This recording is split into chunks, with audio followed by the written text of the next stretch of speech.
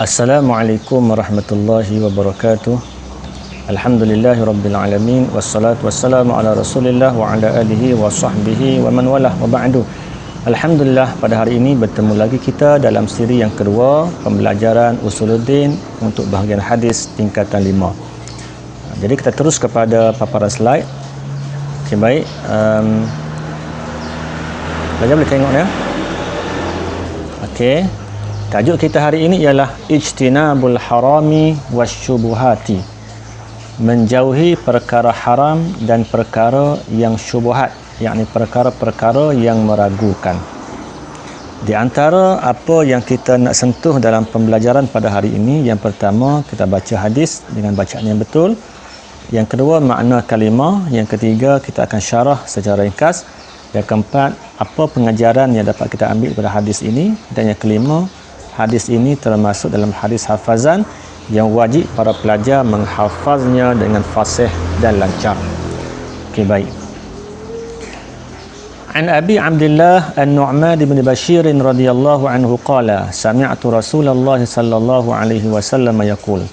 Daripada Abi Abdullah Nu'man bin Bashir radhiyallahu anhu katanya, aku mendengar Rasulullah sallallahu alaihi wasallam bersabda, innal halala bayyin, sesungguhnya yang halal itu nyata, jelas. Wa innal harama bayyinun, yang haram pun jelas. Wa bainahuma umurun mushtabihat, antara keduanya, yang di tengah-tengah antara halal dengan haram itu, umurun mushtabihat, adalah perkara kesamaran, perkara keraguan. La ya'lamuhunna katsirun minan nas, yang tidak diketahui ramai manusia.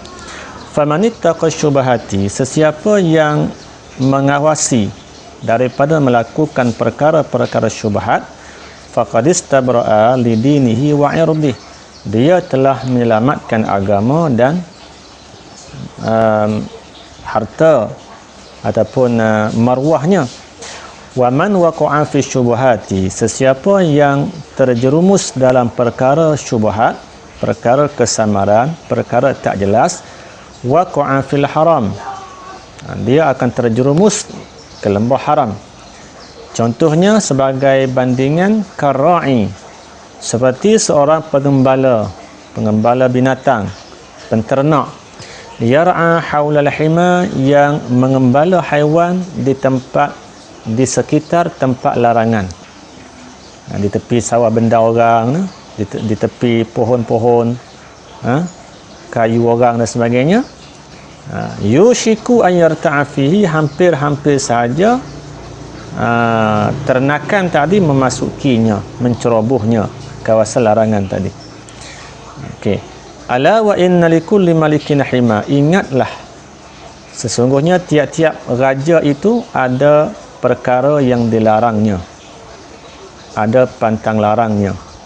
Wa inna himallahi maharimu, sesungguhnya pantang larang Allah Ta'ala itu ialah perkara-perkara yang diharamkannya. Ala wa inna fil jasadi mudghah, ingatlah sesungguhnya dalam tubuh badan manusia ada seketui darah beku, mudghah. Iza salahat, apabila baiklah dia, salahal jasadu kulluhu, baiklah sekalian jasadnya. Wa iza fasadat, fasadal jasadu kullu, apabila rosak darah beku tadi, rosaklah kesekalian jasadnya. Ala, ingatlah, wahiyal qalbu, itulah dia hati manusia.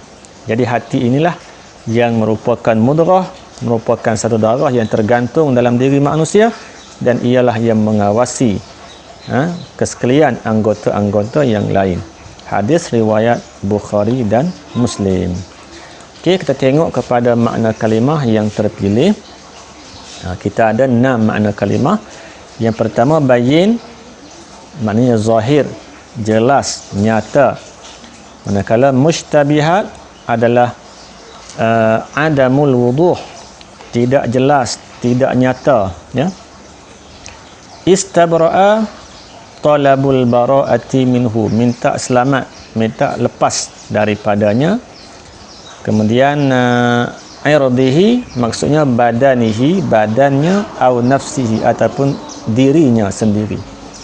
Al-hima dengan makna al-mahzur, sesuatu yang dilarang. Yushiku dengan makna yasra'u, cepat, au yaqtaribu, ataupun hampir.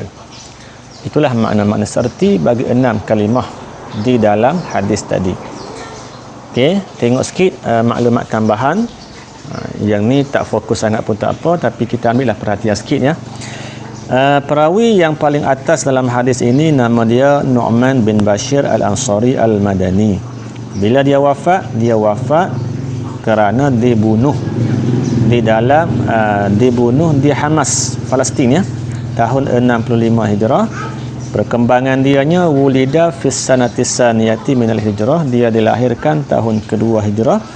Wa kana awwala mauludin wulida fil Islam, dan Islam dia orang yang pertama dilahirkan dalam Islam minal ansar, daripada kalangan orang Ansar, ba'dal hijrati, setelah hijrah Rasulullah.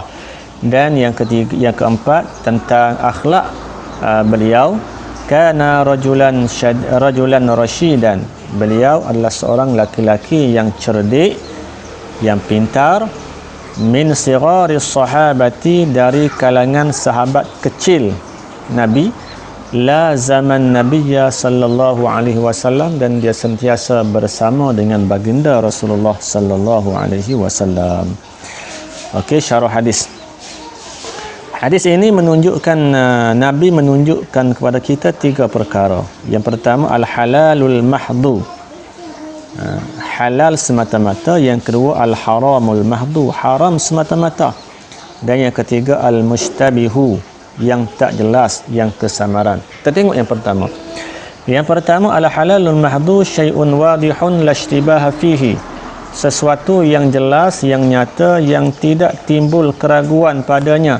Contohnya mislu aklit tayyibati, makan makanan yang baik-baik, wa syurbil ashribati tayyibati, dan minum minuman yang baik-baik. Jadi kesemua itu adalah perkara yang halal semata-mata ya. Yang kedua al-haramul mahdu, yang semata-mata haram, yang nyata jelas haram. Contohnya mislu aklil maitati, makan bangkai, wadami, dan darah, walahmil khinzir, daging babi, wa syurbil khamri, minum arak, wa nikahil maharimi, dan menikahi mahram, wa libasil hariri lirijali, dan memakai sutra bagi laki-laki, wa aklir riba, makan riba, wa sariqati, dan mencuri, wa ghairi zalik, dan selain itu. Okey, baik. Adapun yang terakhir adalah perkara yang kesamaran, yang disebut sebagai mushtabih, jamak dia mushtabihat. Apa dia? Contohnya mislu aklin au akhzi ba'di makhtulifa fi hillihi wa tahrimihi, makan ataupun mengambil sesuatu ataupun sebahagian perkara-perkara yang diperselisihkan ulama tentang sama ada dia halal ataupun haram. Okey, baik. Yang terakhir pengajaran hadis. Innal halala ma ahallahu Allah. Sesungguhnya yang halal itu adalah apa sahaja yang dihalalkan Allah. Wal haramu ma harramahu Allah, dan haram itu apa yang diharamkan Allah. Bidalilin sharih, dengan dalil yang jelas, yang nyata. Yang kedua, man ta'addal halal, siapa yang melampaui daripada benda halal, dia mencari lebih daripada benda yang halal, waqa'a fi syubhat, dia akan jatuh pada perkara keraguan. Fa innahu, sesungguhnya syubhat itu qad qarabal haram, menghampiri kepada yang haram. Jadi hati-hatilah dengan perkara syubhat ni, sebab kebanyakannya dia boleh bawa kita kepada haram. Jim. Yajibu ala kulli muslim, wajib atas setiap orang muslim, at-taba'udu minal muharramat, menjauhkan diri daripada perkara haram. Yang seterusnya, wa iza salahal qalbu salahat harakatul jasadi kulliha, apabila baiknya hati, baiklah segala gerakan tubuh badan semua sekali, tangan, kaki, mata, telinga, baiklah semua. Bila hati baik. Jadi pelajar sekalian, kita tak perlu hafal semua, hafallah 1-2 saja ya. Biasa kalau exam 1 je masuk ya. Jadi pelajar boleh hafal hak mana-mana pendek ya. Ni pendek ni ya, najim pendek. Okey, wajib atas muslim menjauhi perkara yang haram. Hafallah. Okey, jangan tak apa ya. Okey, baik. Kemudian itu sahaja untuk hari ini. Saya harap para pelajar dapat mengambil faham, mengambil faedah daripada kelas yang kita adakan pada hari ini. Jagalah adab-adab kita semasa belajar, walaupun kita tidak berdepan secara langsung dengan guru, dan kita jagalah amanah ilmu itu, jagalah adab dalam kita belajar, insya-Allah mendapat keberkatan. Dan saya doakan semoga semua pelajar dapat mencapai kejayaan di dunia dalam exam, dan lebih-lebih lagi kejayaan di akhirat nanti insya-Allah. Wallahu a'lam. Assalamualaikum warahmatullahi wabarakatuh.